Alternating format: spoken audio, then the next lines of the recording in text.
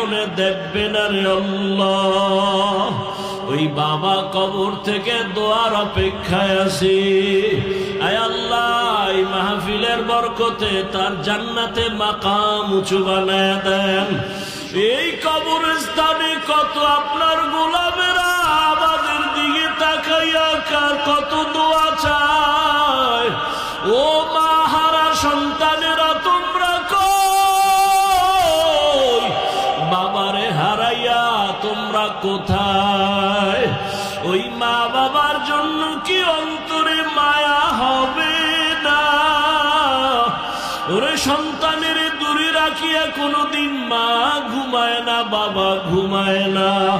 ওই মা বাবার কবরে রাইখা যারা ঘুমাও এখনো সজাগ হও।